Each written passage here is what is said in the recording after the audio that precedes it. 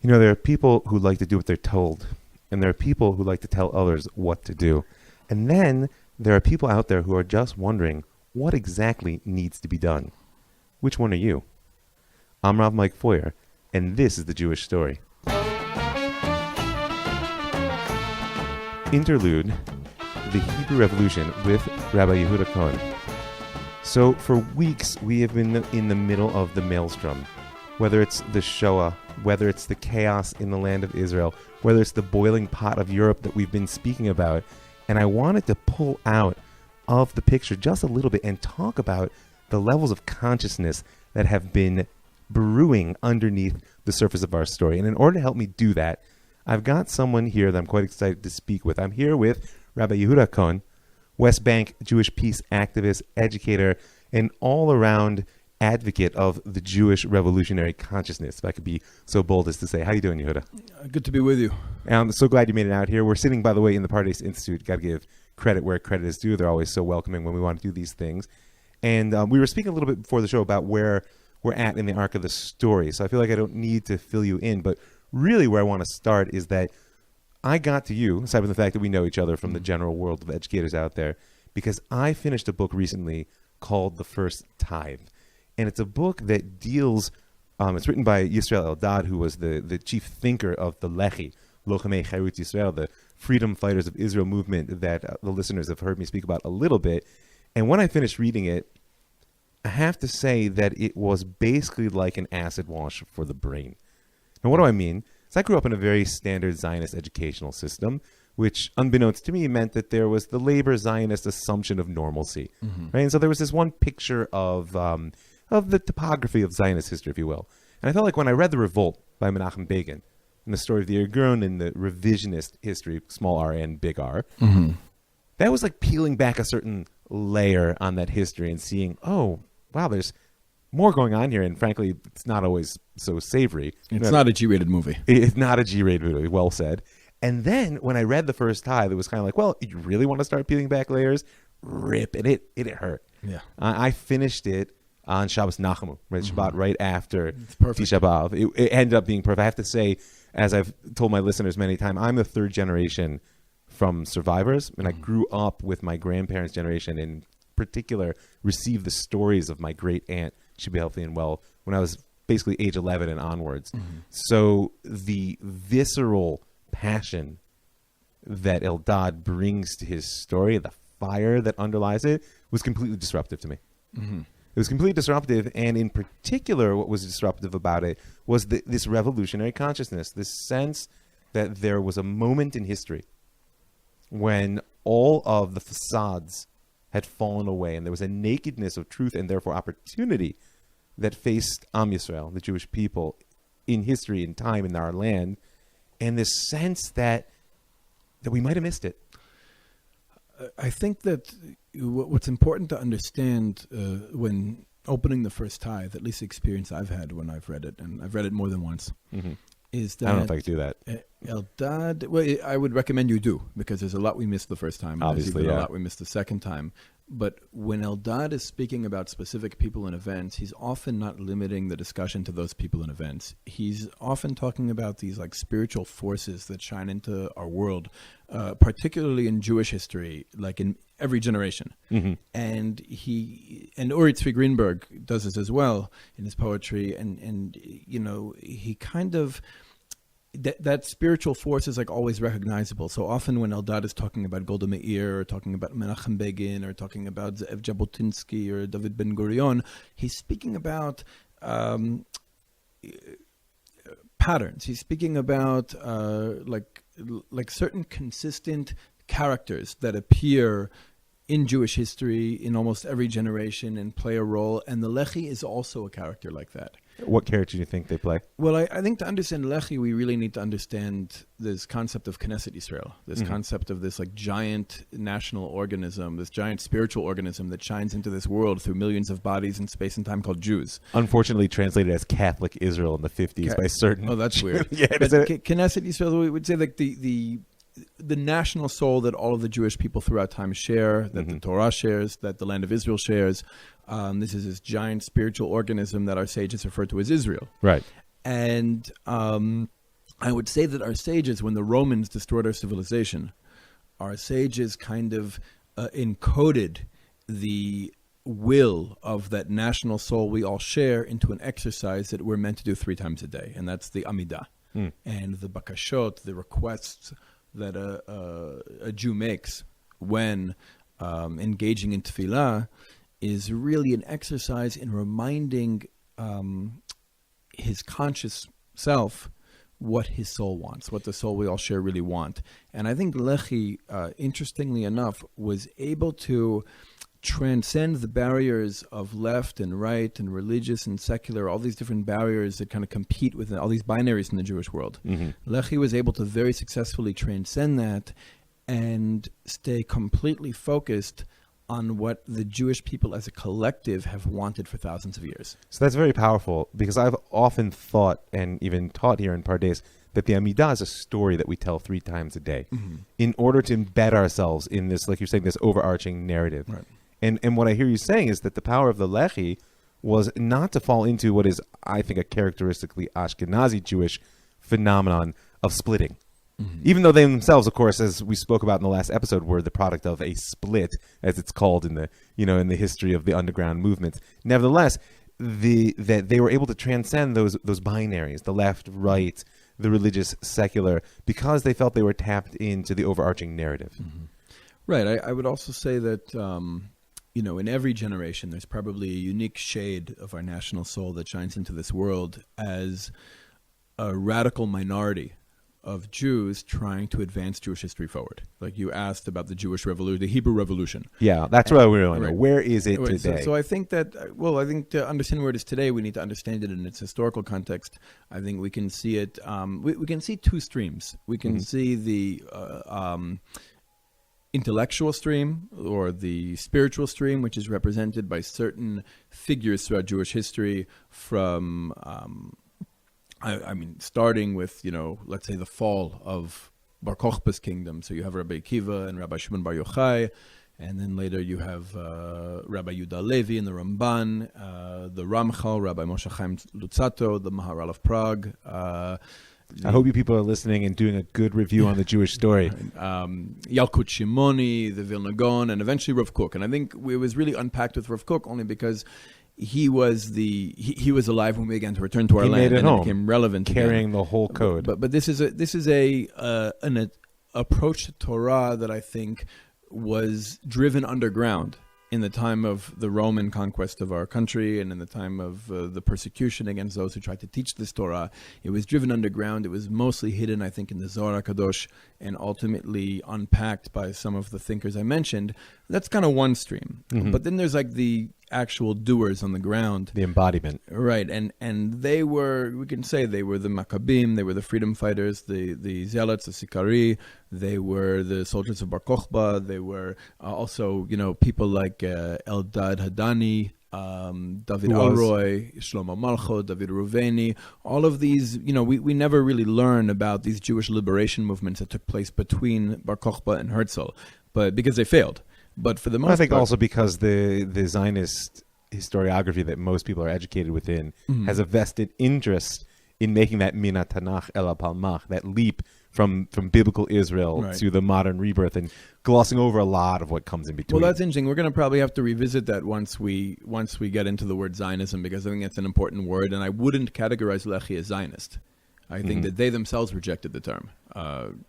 But when we speak about Zionism, like so many other words, it's really semantic. Yes. And different people understand the word differently. We'll get there, but you were making, I think, an important distinction about these 2 streams through time. I would say that there is this effort to advance Jewish history that manifested through these Jewish liberation movements that ultimately came into the world as Lehi. So we can say that maybe Lehi was one of the last expressions of this side of the Hebrew collective or the Hebrew collective soul that agitates to advance Jewish history forward and is successful at not being distracted by the different political ideologies of the day. They know how to use the political ideologies as a tool to achieve Jewish liberation and not to get distracted and kind of pushed off course by some of these things. Like now, even if we look at the Jewish world, especially in the United States, it's so polarized.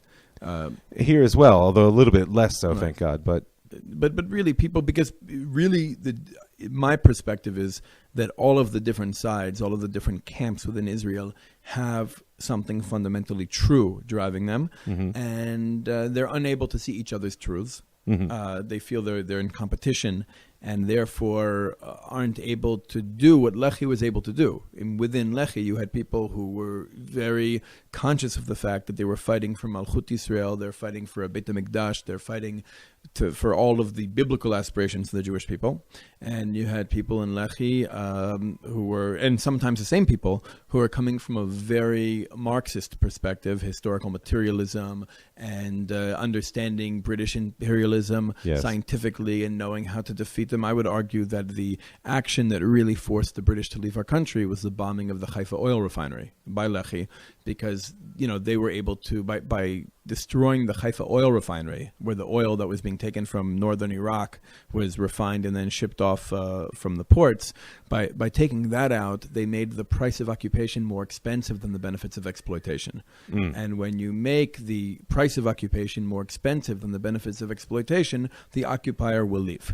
So that's, considering the context of modern Israel, a rather loaded phrase. Well, I think that's actually the mistake that Hamas makes. I think, or most of the Palestinians and their supporters who insist on experiencing Israel as like a European colonialist occupier entity, or as an outpost of Western civilization. I mean, I don't blame them for their confusion, because we've presented ourselves that way. I think a lot of our leaders... So the confusion is rooted in our own confusion in terms of who we are and what we're doing. I think Palestinians are very much victims of a Jewish identity crisis. And I mean, just look at the Judea and Samaria. Look at the West Bank. We've been there, over 50 years, and we have not yet come up with a clear policy. And therefore, we keep bouncing around between policies or illusions of policies that mean we've done everything and nothing. We came back to our homeland. We said this is a cradle of Jewish civilization, but the Americans don't want us here. So we don't know what to do. And we said, but wait a minute, these are the mountains, over our densest population centers. We can't give them away. But there's so many non-Jews here. What are we going to do? How are we going to incorporate them into our society? So for over 50 years, we've done everything and nothing. And Palestinians are very much the victims of our lack of a coherent vision or policy in regards to these territories. So in light of this image that you presented as these two streams driving Jewish history, the Knesset Israel, the collective soul, the sort of intellectual, spiritual, and the embodied, active stream, that what's happened in our return is that because of a confusion of what I would call Hevlei Azman, right? These sort of like constructs that float around in the world, whether they are democracy, whether they are Western values, whether they are Judaism as a religion which over many, many centuries in the exile learned to embody the valor of the weak, and in my eyes has deep issues with the use of power, right? It has led us into a relationship where we don't know what we're doing. We have a deep desire to survive and thrive. We have constructs which may or may not be serving us. And because we are here in this piece of land with another people, where we still have the upper hand most of the time. The power dynamics favor us, but it's more complicated than that. I think we do have the upper hand. Absolutely. Today we have the upper hand. They're living under our control. But we had to get there. Yes, that's right. Right, and getting there wasn't easy. And I'm not sure that having the upper hand means that we have the ability to allow the status quo to continue, without change. I think that the situation is much more delicate and much more unstable than I think our leaders like to admit. Well, for sure, than they like to admit. One of the things that goes through my mind all the time is like, European culture, and I deeply identify as Ashkenazi. This phrase, "Verzeine Yid," in Yiddish, it's hard to be a Jew, was one half complaint and one half point of identity pride. Meaning, listen, it's not easy. I tell my kids all the time, they complain when I'm trying to teach them Torah, when I'm trying to keep the boundaries of halacha in the house. Like, it's hard. It's hard. And I say, you're right. I'm not going to sugarcoat it. It's hard to be a Jew. Aside from the fact that I was raised to believe that anything worthwhile is going to be hard to do. It's just a fact of history. And one of the challenges I see is today we've constructed a country where it's too easy to be a Jew. It doesn't hurt. And so therefore, it's not just that our leaders are broadcasting either confused message or deliberate deception. We could go there if we really want to.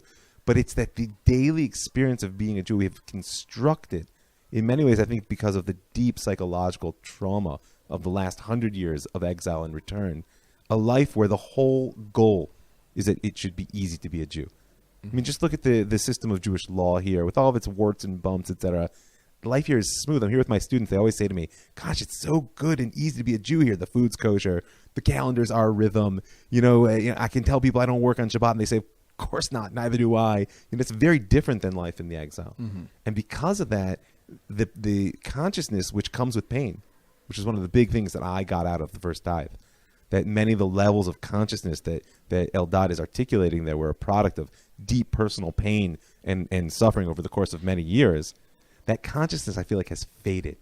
And I have a lot of fear around it, to be honest with you, because my sort of understanding of history is that the Rebbeinu Shalom will bring back that pain if the consciousness fades. That the goal is the consciousness. Pain isn't its only source, but it's certainly one of the most ready in the hands of the Lord, as we would say. So I get nervous. I get nervous about that power dynamic. What I take away from, I take away many things from the first tithe, but one of the things I take away is that there is this, like, a radical minority can be somewhat of a vanguard party with the Jewish people. I think when you think about it, like, historically, there are very few heroes of Jewish history that are universally recognized by most of the organized Jewish world as heroes. Are there any outside the Bible? Who were accepted in their generation. Oh, in their generation, for sure. You just came down to like 3. Right, meaning like they're very, very few. And even the ones that were accepted in their generation were constantly complained about. We were going to stone Moses. Right, and so we have to appreciate that, usually heroes of our people are not well received in their own generations. Those who are strong are able to do what they need to do, regardless of whether or not the masses are with them. I think those who are clever can know also how to drag the masses behind them a little bit. I think Lehi did that. I think despite their perception as kind of like a small fringe, and the way they're taught historically is almost irrelevant. Stern gang. Right. They did succeed. They did succeed in dragging the entire Jewish community of Palestine behind them into a war with England, including the Etzel. Meaning, we have to remember, the Etzel was not prepared to fight the British until Lehi dragged them into it. And ultimately, even the Haganah and Palmach were dragged into it. The youth were dragged into it, and they forced the British to collectively oppress the entire population, which is something also Hamas and other movements like Hamas force Israel to do. With the collective punishment against Palestinians is a trap. It's a tried and true method of revolutionaries, is that if they can be so radical as to evoke collective punishment, they will in turn allow the oppressor to radicalize the population to line up behind them. So Lehi was able to do that. The British fell into the trap. My concern is I see Israel falling into that trap and collectively punishing Palestinian populations, whereas we should be trying to understand them better and understanding who our potential allies are and who our enemies really are. So let's talk about that for a minute, because I'm curious that, when I asked you, who are you in your introduction, one of the things you said is West Bank Jewish peace activist. And I think a lot of listeners out there don't necessarily put those two things together. Where do you live? I live on a mountain next to Beit El. I actually live on the mountain where the Maccabees had their partisan camp for the first few years of the revolt. Matityahu Chashmonai died on my mountain. His yahrzeit was a couple of days ago, on the 15th of Mar Cheshvan. Also, Yeravam ben Nevat built a golden calf on my mountain. So not a big hero of Jewish history. Not a big hero of Jewish history, but one of our mighty kings. For sure. And he built the golden calf on that mountain for political reasons. We don't have to get into the story now, but the reason why it was successful for him was because that was also the mountain where our ancestor Yaakov had his famous dream with the ladder and the angels and so on and so forth. Beit El is a spiritual center. It's very old. So that mountain happens to be a very sacred place in our people's history and tradition. In a place like that? And we know where the rock is. It's been confirmed by geologists as a conglomerate, meaning that it used to be several rocks. Now it's one rock. It looks like a bed. There's also a lot of guard towers from the time of the Maccabees, caves where they planned their battles, where they buried their dead, where they made their olive oil. I can show you where they made their wine. But Do really, you do tours up there? Yeah, I do tours up there. But I'm living. So people can be in touch with me, and we'll give you your contact information. I'm living as well in before the Maccabee end of the show. headquarters. I actually live in the headquarters of the Maccabim until they liberated the Beit HaMikdash. Then they went big time, and right. we can talk about the establishment. This move to being establishment. Essentially, before we're done. it was a 26-year war. So for the first 4 or 5 years, they were on my mountain. And I work, basically, I believe that it's important that we understand where we are in Jewish history, what are the goals of Jewish history, what's already been achieved, what's left to be achieved, what are the obstacles standing in the way of achieving those things, and what we can do to be characters in the story of smashing those obstacles. It's kind of like a coaching model of Jewish history. I suppose. I mean, I don't know if you're familiar with the coaching model, but those are specifically the questions of what are the goals, what stands in front of your goals, what you need to achieve those goals. Right. But we don't do that. Most of our politicians don't do that. Most activists don't even do that. They don't think like in broad terms of Jewish history and where we are in that story. They think of the challenge in front of us right now, and they hear certain words, which means you're on that side, or you're on this side, or you're with me, or you're against me. And I think we need to transcend all that. We need to transcend. We need to be aware that, if you ask most teenagers who care about participating in Jewish history, people who live in Beit El or live in Ma'ale Adumim, or Jewish teenagers from Judea, and ask them, well, what's the next step? We revived the Hebrew language, we liberated our country from the British, we unified Jerusalem in the Six-Day War, we made the desert bloom, we ingathered exiles. What's next for the Jewish people? Most teenagers who actually care about the question would probably say the temple. Yes, that would have been my guess. Right, and I don't think we're anywhere near ready for the temple. I think there's so many goals. That leap worries me. It worries me as well. Right. I get a lot of very sort of fresh-faced, anxious teenagers giving that answer, and I'm not so sure it's a good one. And we see, if you look at the second book of Shmuel, and you see, King David, when he tries to build the temple in his generation, what the prophet tells him is the temple comes when there's already peace. Yes. And I see Har HaBayit and the Temple Mount and this aspiration to return to the temple and the Korbanot as something that we can only properly deal with when we've already reached a different stage of our reality in this country, in terms of our own identity, in terms of our own awareness of who we are, but also in terms of our relationship with the non-Jews in our society.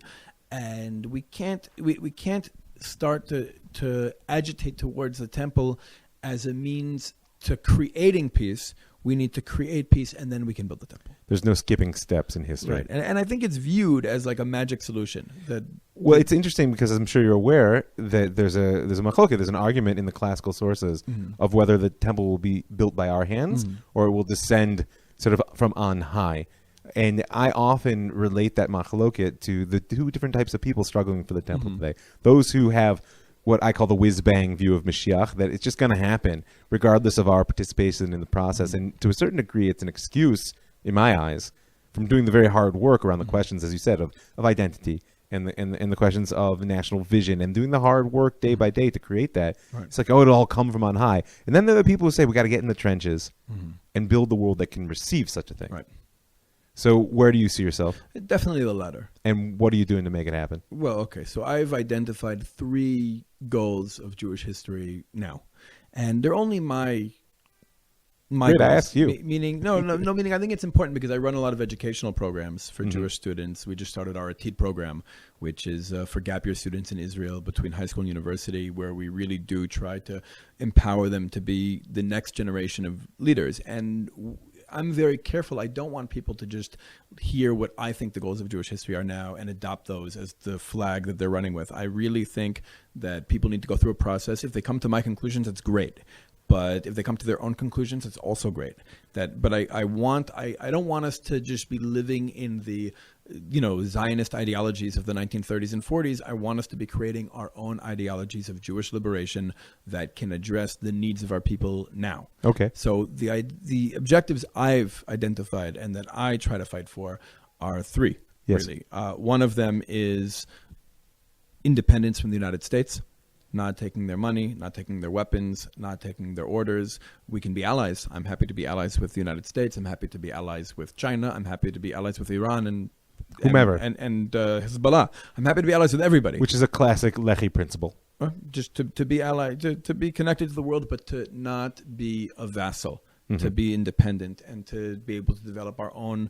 I mean, we can go deep into this issue of economic independence. Well, first maybe we will, but give us the three. But I don't know if we have time for that. Another issue is, like you introduced me as a West Bank peace activist. I think peace between Israel and our neighbors, Israel and the Palestinians, Israel and the broader Middle East, what I would call Semitic unity. I think that's a goal of our generation. It's complicated, obviously, and there's a lot of baggage, and I think both sides have really experienced the conflict very differently. We live in two completely different movies. I'm very much a student of Rav Kook, and Rav Kook teaches that we all live in our perceptions of reality, and the way we perceive reality impacts how we experience reality. I mean, this is one of the reasons why we make brachot all day. Baruch atah Hashem. When we say that, we're supposed to remind ourselves that this timeless ultimate reality without end is abundantly present in our lives. That's right. And so we believe that our consciousness, our perception impacts our experience. And I think Palestinians and Israelis have had two completely different experiences for the last 100 years. We've been living in two completely different conflicts. We don't just disagree over who is right and who is wrong in a single conflict.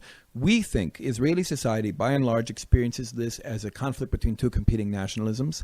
Palestinians very much experience this as an anti-colonial struggle. And I think that the only way we can move forward is to really unpack the identities, the aspirations, and the grievances of both sides. And only then can we really create the relationships. I think relationships come before solutions. We have to fix the picture before we choose the frame around it. And I think that once we correct the relationships, we can move towards solutions that we can both experience as victory in the subjective movies we're living in. And I think that's very important. That's a very important piece that is often a huge stumbling block.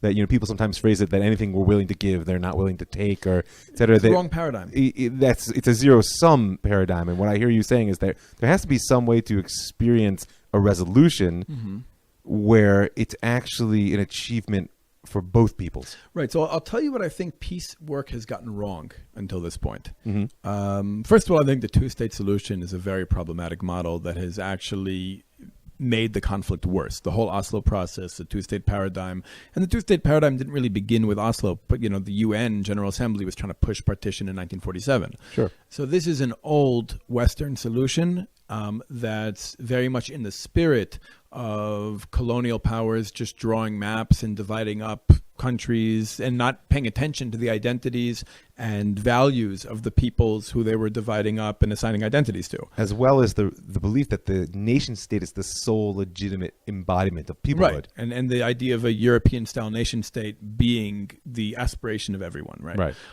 So I think that's very problematic. The two-state solution is a very problematic model. So we obviously reject that, and unlike we're not part of the peace industry. One of the reasons why we're called alternative often is because we're not part of the peace industry. We don't take money from European governments. We're not promoting a two-state solution, and for the most part, we circumvent the international community in order to empower grassroots Israeli and Palestinian leaders to be able to come up with ways forward that don't necessarily take into consideration the corporate interests of weapons companies or oil companies overseas. Or Tony, when Tony Blair for a long time was like the point man for the quartet, but the quartet, the Middle East quartet that George W. Bush set up in order to push his roadmap, his two-state solution. Sure. But meanwhile, Tony Blair was a shareholder in Wataniya, the Palestinian cell phone company, which is owned by Mahmoud Abbas's sons, and I mean, there's so many conflicts of interest when it comes to all these different players. But to move on with what I think is problematic about the approaches to peace that we've been dealing with up till now is, I think, first of all, there's been the assumption has been that we need to empower the quote-unquote moderates, meaning the westernized diplomats from Tel Aviv and Ramallah, to come and sign an American piece of paper. All the nice people who look like us. Right, and they don't represent the Israelis or Palestinians on the ground. So I think that we really need to empower the quote-unquote extremists, those who've been driving the conflict until now, those who see themselves as really living the aspirations of their people, are willing to fight, kill, and die for what's important to their people. They need to be empowered as peacemakers. So we don't bring the Israelis from Tel Aviv, we're bringing Israelis from Beit El or Yitzhar or Hebron or such communities that are considered the more radical communities. And Palestinians as well, Palestinians who have been marginalized and excluded from the process until now. And we try to bring those to the table to really understand each other, to understand the story of the other without feeling their own story threatened, because that's a huge barrier. And the most important thing, to challenge is this idea that peace can be achieved by forcing both peoples to compromise on things that are fundamentally important to us. That can't work. We're both Israelis and Palestinians fundamentally are not the types of people who can compromise on things that are fundamentally important to us. I'll tell you right now, if there were to be a two-state solution and I were to be separated from the cradle of Jewish civilization, I would not be done fighting. And there are at least 1 million Jews like me, and there's at least 1 million Palestinians like that, or if not more. And so I think that what we need is not to look at a model that forces both peoples to compromise painfully, but rather allows both peoples, really unpacks the grievances and aspirations of both sides in order to find a solution that allows us both to feel like winners in the stories we're living in. So it's fascinating to me. The two principles, and we're going to get to the third, seem to make sense together in my mind. One is shucking off the sense of being a client state. And it's, in my eyes, historically speaking, deeply problematic that a national liberation movement, Zionism, has always, at least on certain elements, seen the need for a colonial client. You see very clearly. A colonial client. Yes, see the need for a colonial patron. Thank you. Right? You see very clearly in Weitzman and Ben Gurion. Ben Gurion has some tremendous quotes about the 67 war in trying to discourage Israel from acting because he believed the United States would never back that aspiration. So the very sort of stira, the conflict or contradiction embedded in a lot of Zionist thought that in order to be free, we must have a patron. Right? And the connection there to, which is very interesting in your eyes, that Jewish history, we as a people, in order to achieve our next stage of development, must make peace, meaning there's a critical element that lies outside of ourselves. You understand what I'm saying? The first one is we need to draw inward and do what's right for Am Yisrael and not be a client of someone else's aspirations, be they political, economic, or both. The other one, however, is that we're here locked in what looks like a death struggle with another people, and all the paradigms that have been presented to us up right now are us versus them. Yeah, they're binary. They are zero-sum thinking. There's a certain scarcity of identity which plagues me, the sense that in order for me to be a Jew, I can't afford for you to be a Palestinian. I'm sure you've encountered this very visceral response, even to use the phrase for Palestinian. For some right-wing thinkers, like, no, there's no Palestinian people. So something that we've spent some time. As a threat to our identity. Well, and to our story. And but it is a threat to a very specific shade of our identity. Meaning Zionism and Palestinian nationalism, one of the stories I've been telling for a number of episodes, came into the world locked into a struggle. And so therefore, it's very important, in my eyes, to do a little bit of deconstruction on Zionism, which is where I want to go next, in order to understand how what you're proposing is not a radical shift away from Jewish independence, but in many ways is a step out of a conflict which is holding us back from actually being who we could be. I'm looking to advance Jewish history. I'm not looking to retreat. Right. And I think that it's important that your listeners understand that even the things I say that might at first sound a little bit like a retreat from the Hebrew Revolution. You ever been accused of being an exiled Jew? I haven't been accused of being an exiled Jew, but I have. There are definitely a lot of people who I feel misunderstood by. It's hard when a person is saying something new in a political environment where very few people are used to struggling with new ideas. Creativity is not so welcome. Right. No. And everybody's used to hearing like the part of what you say that sounds like the people they don't like, etc. It's difficult. I try to push through it. I like to be understood, and therefore I take great pains to make myself understood, to communicate clearly. But sometimes it's hard. I want to say the third thing. This might lead into what you want to speak about next. The third goal of this generation that I think is crucial is what I would call decolonizing Jewish identity. And we had a successful, led by Lehi, we had a successful anti-colonial struggle. We freed our country from British rule. We established a state. But what we essentially did, we took the British flag off of the system that existed and we stuck a Jewish flag on that system, and we haven't had any deep conversations about what the society is supposed to be. I wouldn't call myself a Zionist. The truth is, I think Zionism, there's ways to look at Zionism as a liberation movement, and there are ways to look at Zionism as a colonial project. It depends on what facts you are cherry picking, right? And the narratives work that way. I think when we talk about narratives, I think what I would define as a narrative is a collection of facts that are selectively chosen and strung together to tell a story and contextualized within an ideological worldview. Mm-hmm. And I think when it comes to our conflict with the Palestinians, the last 100 years of our history in this land, there are over a million facts, and nobody takes all of them. And I find that usually the Palestinian narrative and the Israeli narrative, the Zionist narrative, are both telling the truth when we talk about ourselves, but both getting it wrong when we talk about the other. And yet they're mutually supportive. Right. In a very unhealthy way. Yeah. So I think we need to be able to have the courage to look at the facts that make us uncomfortable, and so do the Palestinians. I'm not letting them off the hook. Yeah, but this is the Jewish story. We're talking to the Jews right now. But I think we both need to ultimately move forward and be able to engage the facts that we haven't included in our narratives in order to create a bigger truth that's inclusive enough to encompass both ostensibly rival truths. And I think I think this is important because the more inclusive we are with our truth of other truths, I think the closer we get to a divine truth. And ultimately, that is the goal. We want to get to Hashem's truth.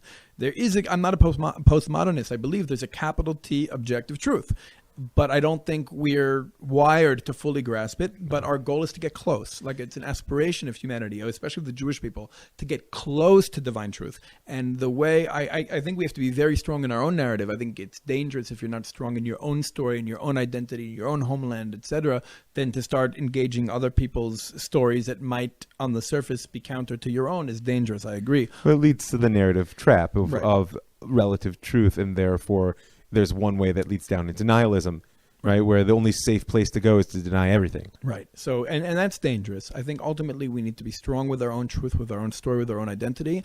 And once we're coming from a place of strength, we can engage the stories and identities of others without fear. Wasn't that the goal of Zionism? And a less intellectual, more prosaic level. I think on a more prosaic level, to re-engage with the world from a place of strength. Yeah, no, that certainly existed in Zionism. But I think what we missed is the post-colonial experience. Mm-hmm. Once the British are gone, once your land is free, we're meant to have a conversation about what the values of the state are. What makes a state Jewish? Is it just like a European-style nation state with some superficial Jewish decorations and a demographic majority? Right, switch the calendar, fill up the banks with Jews, and you can just go along your merry way. Right, but that, I think that's the unwillingness or inability to define what makes a state Jewish has led to a lot of polarization within Israeli society. It's led to things, very divisive policies that makes not only Palestinians feel othered and marginalized, but also many Jews. I think Absolutely. The Haredim, for example, are the fastest growing population between the river and the sea. Absolutely, they need to be taken into consideration if we're going to make long-term plans. Yeah, but they don't fit the Zionist narrative. That is for sure true. Right. Well, but they're going through a lot of shifts internally, and we have to be conscious of those shifts in order to prepare for tomorrow. And right now, they don't think the state is Jewish enough, and you have a lot of non-Jews who think the state is too Jewish. So maybe we need to be working towards making the state much more deeply Jewish than it is right now, and at the same time more softly Jewish. Right. Well, what I meant, and I think that this speaks to your point, is that the Zionist narrative operated on an assumption that Judaism as a religion, as embodied, particularly in the Haredi world, was a product of exile, which would fade upon the return. Right, that famous conversation that took place between Ben Gurion and the Chazon Ish about the draft exemption to yeshiva students, the few hundred there were at the time. Right. In Ben Gurion's wildest nightmares, probably not dreams, he couldn't picture 10,000, 20,000 yeshiva students, blocking the streets of Jerusalem because they don't want to go to the army. Right. So but I want to come back to this issue of decolonization of the culture. I don't know if you've ever read any of I'm guessing you have, the post-colonial literature on decolonization of the mind. Sure. You read Paulo Freire? No. So we'll talk about that maybe some other time. That's an important piece of the pedagogy of the oppressed. I push it to all my students. A very important educational tool that I encourage you to pick up. Sure, that sounds great. I think that the way I would explain it or understand it is that when let's just keep it local. When let's say a family, where'd you grow up?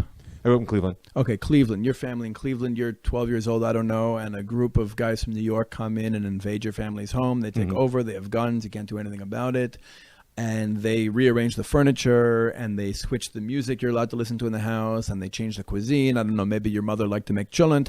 They ban cholent. It's chamin from here on out. Right. and they basically completely change the culture in your house, the atmosphere in your house. And you don't like it, but you can't do anything about it. And a few years go by, and now you're 16, 17 years old, and you feel you can do something about it, and you risk your life to push them out, and you free your home. And your family is free now. But now you have to figure out, first of all, not only where the furniture used to be, but do we even want to change it back? Maybe this works for us. Right. It's a conversation. Where'd the crockpot go? You know, what kind of music do we like to listen to? Do we want to listen to their music? Do I feel like a little bit of a sellout listening to the music of the invader, of the occupier? But I like it. Yeah, but I like it. I'm used to it, and I have so many memories connected to it of just coming of age, etc. So that's the kind of conversation we as a society need to have. I mean, lahavdil, America is probably a poor example, but they did go through this process of the Federalist Papers to try and decide what values would be expressed in the society they were building. We never did that, and we need to do that because it's part of, it's not just about freeing our country and being politically independent. It's also about creating the type of society that is the fulfillment of our people's aspirations for thousands of years.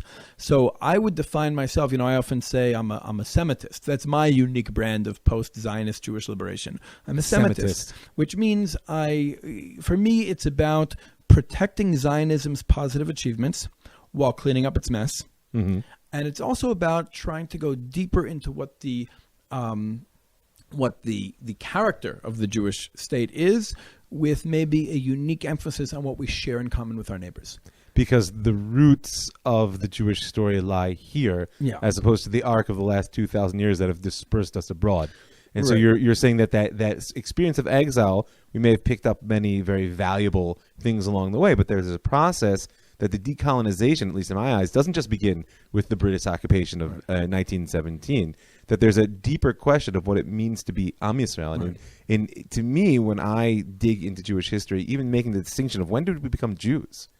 Right, it drives me nuts when I'm teaching here at Torah, and I'm people a Kohen. I'm actually not a Jew. Yeah, well, that's even deeper. I'm from the tribe of Lehi. You're right. So you have an identity root there which transcends the exile. And so when I teach my students here, and we're reading these stories of Abraham, they say Abraham was the first Jew. I go nuts. So no, he was the first Hebrew. Well, actually, Ether is the first Hebrew. Okay, it's a longer conversation. In Hanami, but you get my point. Is that the problematic, and it's not just a semantic issue. Because the Jew is a important construct, but it's not the be all end all of Torah or Am Yisrael. Right. And a lot of what I, in my language, hear you saying is that we, in our return to our land, have to a certain degree outgrown the needs of the Jewish construct, not to be abandoned, and outgrown Zionism. And well, yeah, I see Zionism as a re-entry vehicle. And the fact that it happened to grab the momentum of sort of European nationalism and colonialism is just the way history works. I mean, that was the most powerful construct available in its day to pick up people up, weld them back together, and re-enter them. And it's such an amazing accomplishment. But it's probably important for us to unpack the term, because I think a lot of Jews, a lot of self-defined Zionists often define Zionism or use the word Zionism very anachronistically. They would refer to Abraham as a Zionist. They would refer to the Maccabees as Zionists. They would refer to Rabbi Akiva as a Zionist. And it's like this, and you know, sometimes I hear people say modern Zionism when they talk about Herzl's Zionist movement. They say modern Zionism, which I think is, I understand where it comes from, but I think it's a little bit problematic because, you know, if we're having conversations beyond our own community, we have to have a much more maybe scientific or factual definition of the term. I think, or at least upfront. Right. I think Zionism is probably best defined as a movement that really spanned between 1897 and 1967. It was a movement that was, for the most part, I understand there was Chovevei Tzion and other movements beforehand. They were precursors, But really, there was a Zionist movement created, you know, in Basel with the first Zionist Congress by Benjamin Zev Herzl. And I think that movement was a very successful Jewish liberation movement that succeeded where a lot of previous movements failed, and partially because of the factors you mentioned. The moment in time. Right. And I think and I would also argue that Zionism was probably one of the most successful revolutionary movements in human history, just in scope. Just through pure achievement. I mean, reviving a dead language after 2,000 years, returning a broken, scattered people. It was hibernating. It wasn't dead. Well, it was hibernating, but still, it was really making like it vernacular. Yes. Also to return broken and scattered people from all over the world back to the original homeland they were displaced from, to defeat the British Empire. All of these things were really, really near miraculous achievements, if not miraculous achievements. And then I think in 1967 we liberated Jerusalem, we unified Jerusalem, and that for me is the end of Zionism. Because we achieved our goal. We achieved the goal, and since then, the Jewish people, especially in the land of Israel, have kind of been living in a combination of the failures and successes of the various Zionist streams. And spinning our wheels a lot. Right, and arguing over things that really don't need to be argued about. And I think what we need is like a unified vision and sense of where we're going next. And we need, whether you're a Semitist or not, no one needs to be a Semitist like me, but I think that everybody needs to try, or everybody who's interested in this conversation and interested in advancing Jewish history, needs to at least try to formulate a post-Zionist Jewish liberation ideology that's relevant to the chapter of Jewish history we're in now. Right, as opposed to the post-Zionist posture that sort of infects a lot of the intellectual elite here in Israel, which the is westernized elite. Which is really a postmodern, right, sort of post-nation state, collective identity posture, which will never work for the Jewish people because it can't. Our roots and our momentum too much. I'm going to try out a definition that speaks to me about Zionism, see what you think. To me, Zionism is a movement for the embodiment of the Jewish people. Okay. And I put the emphasis on embodiment because I believe that even the sort of the more ideological and spiritual aspect of Zionism, even if you look into Rav Kook, right, what entranced him was this process of re-embodiment. And the reason I agree with you that we have passed the age of Zionism in Jewish history is because the body's not the goal. Right. But I would even argue that Rav Kook and Lehi were both very careful not to define themselves as Zionists. Rav Kook for sure. Right. And Lehi, I'm less familiar with the thought, although it makes perfect sense to me from what I do know what you're saying. There was like a rejection of the term, like an outright rejection of the term, both by Natan Yellen Moore, who is the political leader of Lehi, really. Like today, that's less clear, but he really was. If there was one leader, he was the leader. That's how Eldad presents it, right? And also the Eliyahu's, Eliyahu Batsuri and Eliyahu Hakim, when they were on trial in Cairo for the assassination of Lord Des Moines. They also reject Zionism. They say, we are not Zionists. And they were an indigenous people fighting for their freedom against British colonialism. And therefore, the Muslim Brotherhood at the University of Cairo was able to demonstrate for their freedom and to actually feel real solidarity with them. That's one of the senses I got in doing my research, that there was a lost moment. And it wasn't deliberately, it wasn't accidentally lost. It was deliberately obscured, where there was a much deeper potential for alliance between the Jews returning and the Arabs in pushing against the colonial imperial powers than there was antagonism. And it's just a classic tool of empire, the divide and conquer. Yeah, the British did it all over the world. Still, I know, and it's kind of like, it's so obvious that when you say it, most people who are willing to look will say, oh yeah, you're right. And yet we're still playing it out in the streets today. Well, we also have to look at who's responsible today and who benefits from our conflict. Because at the end of the day, we're trusting the same nations, for the most part, to lead us towards peace and help broker peace, and these are the same people who make money from the conflict. Who are selling arms to both sides of it even. Absolutely. And at the end of the day, we need to be very cautious of who we allow to lead us towards peace. So I have two more things, and we could talk forever. I also want to respect your time, and I also know people's attention span in our day and age is not as long as it used to be. Although this ability to hit pause and come back to things, don't give up people on a long show. But there's two things that for me are really pressing. First of all, I'm very curious about this notion of Semitic unity. So let's start there, and I'll save my last question for last, because you mentioned it as your vision of sort of what the post-Zionist picture looks like. But I think that for most of us, and I did a little bit of looking around and reading some of the things you've written that are out there, and I think it's hard to wrap the head around. So maybe you could say a little bit about it. The idea of us indigenizing into the region? Like to become Israel becoming an organic part of the Middle East? Well, organic. The word indigenous, I got to warn you, word indigenous for me is a hot button word. It is a hot button. It needs to be unpacked, because the truth is it's being misused by a lot of the pro-Israel community today. Yeah, I mean, to me, it's very important to note that the Torah never presents us as native to this land. Well, first of all, I don't know if I would agree with you. When you go deeper into the Midrashim, I think you find that that the family of Avraham, Terach, were from here. We see that the Canaanites were then in the land, and where Rashi tells us that they had been conquering the land. Hence the Semitic emphasis in your writing. Malchit Tzedek, who we know to be Shem ben Noach, was the king in Jerusalem, meaning that this was a place of Shem. This is a place of the Ivrim.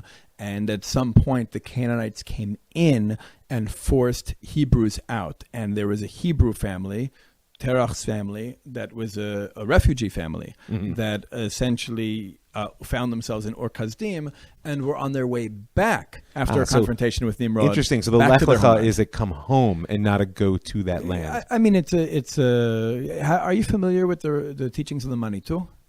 In passing, I know he was. So there's a lot to explore there, perhaps. Yeah? And I think you'd really like it. Actually, I think you're not the first person to tell me that. You should absolutely be connecting to the Torah of the Manitou, and I think you'll find a lot of this stuff. But you're right. The term indigenous, at the end of the day, indigenous, indigeneity. These are words that are created by colonizers to define their victims, and that's exactly why it bugs me. Right. So I think and also I'll say something else. I think most people in the pro-Israel world are using the term indigenous or as like a Hasbara talking point for why we're right and they're wrong, and why it's we really have our rights. land. And most people in the world who fight for indigenous rights don't care what land your ancestors were connected to. They care if you're part of a population that was victimized by colonialism and excluded from the colonial system that was set up. Yes. So even if we are the descendants, and we also have a very unique approach to national identity that has to be put out there.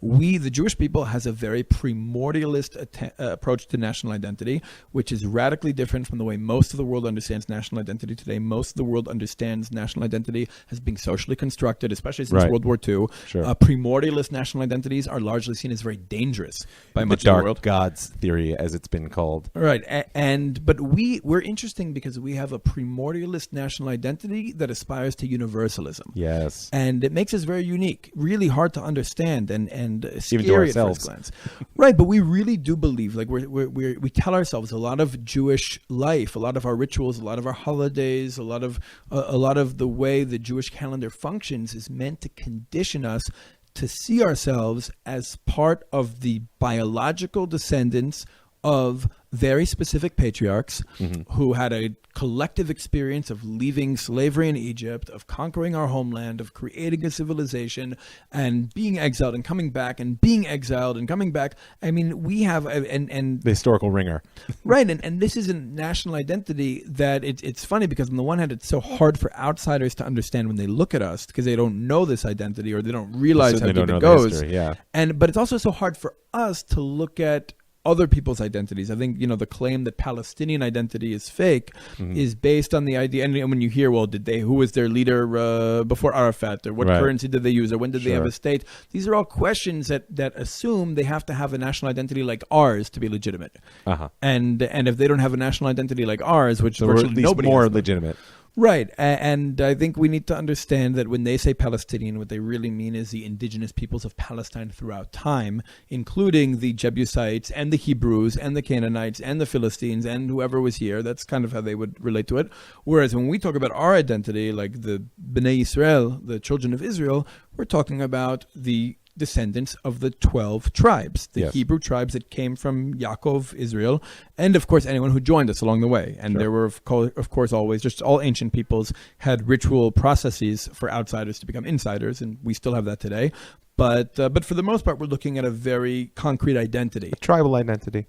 Yeah, that most of the world doesn't understand, and much of the world is afraid of. Tribalism has a bad name today. Yeah, but we're giving it a comeback. And when you look at some of the other peoples in the world who kind of promote this like primordialist national identity, it makes sense why it's so scary. Yeah. Look at the alt-right. Yeah. The alt-right in the United States is like our opposite number, and they're claiming a very similar identity to us, but that's because they're Amalek.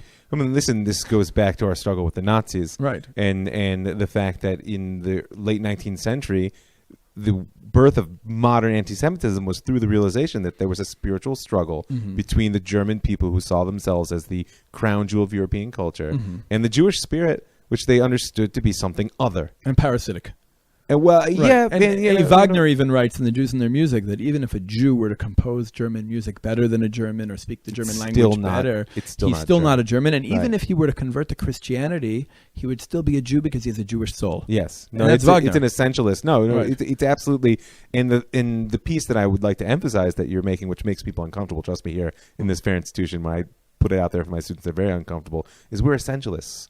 We believe there's an essence of Am Yisrael, which manifests itself, and you added something that I'm really going to chew on when we're done here, that manifests itself in a small focused quantity, be it the intellectual, spiritual, or the sort of historical embodied, right? And so therefore it can be large or small, but that it is a sort of an almost indestructible element that runs through our history. And so that for today...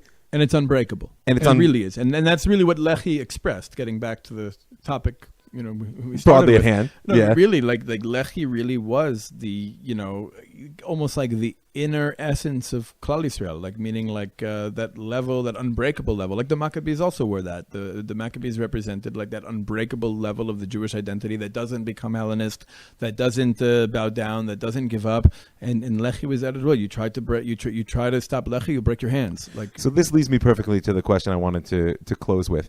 Where is that element in your eyes right now? Well, I hope it's us.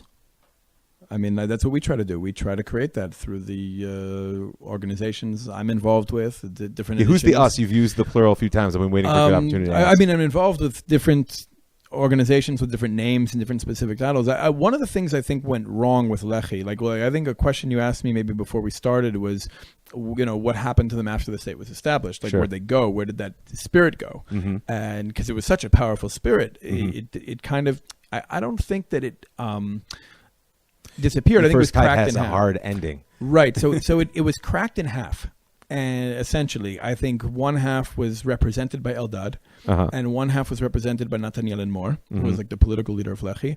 And within the Israeli state that was created, they kind of each floated to opposite ends of the linear political spectrum, and each became irrelevant. Because of that float? Partially. I think the combination of them was very powerful. Like if you look at Nathaniel and Mor, he had some very powerful ideas about Semitic unity, about anti-imperialism, about Israel's role in the Middle East. I know he was very, very... I think what traumatized him really was the fact that Israel actually took the side of the British and French in the Sinai campaign. In 56. Against another Semitic people, against the Egyptians. Like really, Israel was really, under Ben-Gurion, like you said before, trying very hard to attach ourselves to the imperialist powers and their agendas in the Middle East. We're going to speak about that. People don't know that history because in my eyes, 56 was a critical turning point in our national history, which has been largely lost in the wake of 67. But specifically because of what you said. We threw our cards on the table on what might have been the wrong side. Yeah. We decided to ally ourselves with the oppressors of the world instead of the oppressed. Yep. And that's actually how anti-Semitism works in a capitalist society. Meaning the way in which anti-Semitism is systemic to capitalism is that we are pushed into a middle role. It's not like anti-black racism where we're pushed to the bottom. We're not pushed to the bottom. We're pushed to the middle.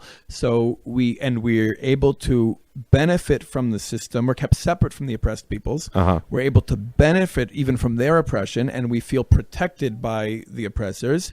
But when the oppressed eventually revolt, we are the shock absorbers. So by the way, that's older than capitalism. It worked in feudalism too. In feudalism, it definitely worked this way. That was the role of the Jew in feudalism. But I think if you look at in the modern phase, I hear you. Right, but post-feudalism, that definitely, if you look at the United States, I think the Jewish upward mobility in American history was very much at the expense of other minority groups, and we were pushed into situations. How the Jews became white, as they say. Right, and although now there's questions on whether we became white or not, or because is white. Because the alt-right is reclaiming its whiteness. Right. So there are real questions, and even the scholars who said we had become white are now questioning whether that ever was the case, because if you are white, you can't lose white. The argument goes. You're once white forever. Right, meaning that's a whole other conversation, Jewishness and whiteness. Maybe we should have that sometime. We should, absolutely. I think it's a great conversation, but I think that Israel definitely has fallen into the trap of being the Jew on the international stage, meaning, we're in a region full of oppressed peoples who are really being oppressed by foreign powers, yet we are the kind of the middle agent oppressor. We have fallen into the role of wanting to be attached to the Western powers, wanting to be valuable to them because we believe our security to be dependent on their favor, just like the Jew in feudalist Europe saw his security as being dependent on the lords. Absolutely. Therefore, he would go and collect the taxes, and he would go and lend money and with interest, etc. And he would have his guards from the castle accompany him, but he's not from the castle. Nope. He's not from the castle and he's not from the village. Right. And at the end of the day, the only way for us to liberate ourselves, I think Jewish liberation demands that we consciously decide to be with the village and not with the castle, that we consciously decide to be on the side of the oppressed and not the oppressors. That is a big message that I think the Jews need to absorb. Mm-hmm. I think it has a lot of ramifications. Sure. And I'm going to ask you to just give us a little bit of information of how people can find you, how they can find the work that you're doing, if they want to get involved or they just want to learn more. What should they do? Where should they go? Wow, there's so many options. People can also just, first of all, give me your contact information. So you could find me on Facebook or Instagram or what have you, Yehudah Hakohen. In English, it's Yehudah Hakohen. One of the organizations I'm involved with is called Brit Chazon, BRIT-HAZON.org. That's where we do a lot of our educational work, trying to empower young Jews to become characters in history, to become the leaders of tomorrow, to really be the type of lead the type of lives that will cause us to name streets after them in Jerusalem after they die. God willing. And really to be leaders on campuses, of course, and to spread new messages and to be leaders here. Brit Chazon, that is the Vision Alliance. That is a place where you can find me. Also, my peace work is mostly under the title of Alternative Action. There's a website for that as well, but anyway, my name is probably the best way to find me. And then people will find you. And I want to ask you one last thought before we wrap it up. This is the Jewish story, and part of what I'm trying to do is tell a story in which everyone can find themselves. Mm-hmm. And I really believe, as you said, that the Torah is a story that everyone can tell in its most broad and powerful sense. What do you see to be the coming chapter? Right. Well, it's interesting. Right now, we see a lot of rapid political developments in the world, in the United States, in the Middle East, in Israel, etc. I think one of the things I do still look to the next generation of American Jews or Canadian diaspora Jews for leadership, because I think sometimes diaspora Jews are able to come with a broader perspective than those of us who are locked into the conflict and living it on a daily basis. I think right now we have a lot of young Jews, especially in the United States, who are able to speak, in the language of oppressed peoples and liberation movements, and who understand the systems of oppression in the world and are committed to combating those systems of oppression. And we have a lot of other young Jews who are really connected to Jewish identity and Jewish history and Jewish nationalism and the Jewish homeland and the Torah, but we don't have a big overlap. And I think a lot of the work that we're trying to do for the coming chapter of Jewish history is to create a synthesis to really be able to create a critical mass of young Jewish adults who are simultaneously deeply connected to the Jewish people, the Jewish story, Jewish history, Jewish identity, the Jewish homeland, the Torah, and able to understand the systems of oppression that exist in the world and understand their Jewish role to combat those systems of oppression. Beautiful. So the goal really is a critical mass of consciousness of people who can make that bridge between the powerful particular identity of the Jewish people and an identification with the oppressed masses of the world who, unfortunately, as you've so nicely mapped out for us, we've fallen into a bit of a binary trap thinking it's us or them. And that's the educational work we do at Brit Chazon, really trying to create those type of leaders. Amazing. Well, listen, Rabbi Yehudah Hakohen, West Bank peace activist, educator, and in my eyes, very important thinker of our generation. I really thank you for the time that you had to spend with us. I encourage people to be in touch with me at ravmike4@gmail. If you missed all the information that Rabbi Yehudah gave, I'm more than happy to put you in touch. And before we go, I want to thank people for dedicating the show this week to Yoshua Tzadok Ben Yaakov, whose generosity was only discovered after he passed. Anyone who wants to dedicate the show can be in touch with me. I'll give you the details. Also, I want to thank the people who give their hard-earned money to to make the show happen, to keep it free, widely available. I want to encourage you to join them. Go to ravmike.com. Up in the right-hand corner, you'll see a button that says Be a Patron. You can click on through a little bit of per-podcast support. I want to thank the Land of Israel Network for creating a platform that allows me to reach so many incredible people. That's thelandofisrael.com. The Pardes Institute, PARDES.org.il, that just brings together Jews from all over the world.